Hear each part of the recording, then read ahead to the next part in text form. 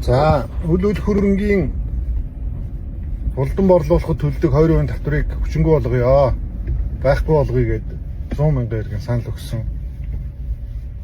За, 9 сарын 15-нд чуулган нэгдэхэд улсын хурлын босгод авсан боловч одоо хүртэл батлагдаагүй байна. Энэ ер нь хин нэг дарга нь аваад давцсан юм шиг байна. Ер нь батлахгүй юм шиг байна. Тэгээ одоо энэ ардын нам, арчилсан нам нөгөө улсын хурл судалтаа бүх намууд л сонгуульд орохдоо татвар бууруулна гэж амласан шүү дээ. Тэр нь хаана байна?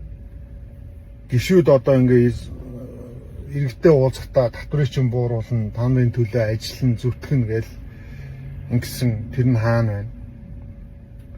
Монгол ардын намын жагсаалтын номер 1 Лувсан Замц хэвлэлд яриа өгөхдөө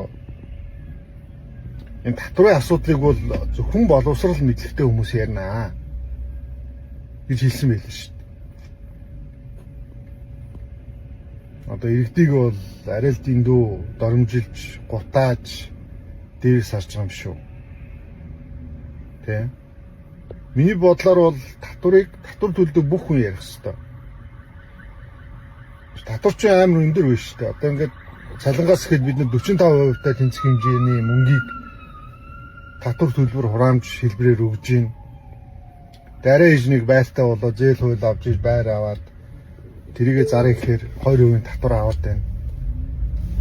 Тэ? Өвчин зовлон тусаад өмнө нь аргагүй хэрэгцээнд ороод ингээ байраа зарыг ихээр төр дундаас нь 20% татвар аваад байна. Энийг болиё гэдэг ийм агуулгаар л өргөл гаргасан шүү дээ. Энийг нь хилцэхгүй тэгээ улсын хурлын гишүүд нь ингээд хүмүүсийг ингээд доромжлоод гутаагаад ингээд байж байгаа юм. Энэ Лувсан Замц гишүүн бол яг иргэдийн саналаар бол сонгодоогүй шүү дээ. Ардын намын жагсаалтанд ороод тэгээ лифтээр л даргуулсан.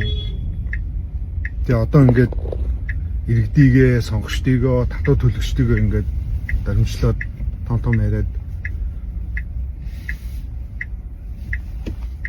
татвар бууруулна гэж хинч попорч чадна шиг. Тэ шийдэл ярмаар гээд хуцаадах юм. Гэхдээ шийдэл тодорхой шүү дээ. Татвараа бууруул. Тэ төрийн зардлаа багасгах, энэ гадаад томилолт энэ хэрэггүй олон төсөл хөтөлбөр балаа юмнуудаа бол тэгээ иргэдийн амьдрал хүнд байна. Ийм л юм байгаа ш. Тэгэл татварын асуудлыг чинь зөвхөн боловсрол мэдлэгтэй хүн ярьдаг гэд бид нар боловсрол мэдлэггүйдээ яасан юм? Тэр одоо ганцаараа Японд сургууль төгссөн юм. Энэ 100 мянган хүмүүс дотор чинь энэ Лука байтугай тэрнээс цааших хийсэн бүтээсэн юмтай улсад төлсөн татвартай хүмүүс зөндөл байгаа шүү дээ. Яагаад одоо ингэж нэг намын татаасаар нэг даргын суганд байж сугны өвс царайлж гişүүн болчиход ингээ хүмүүсээ дамжлаад идэв.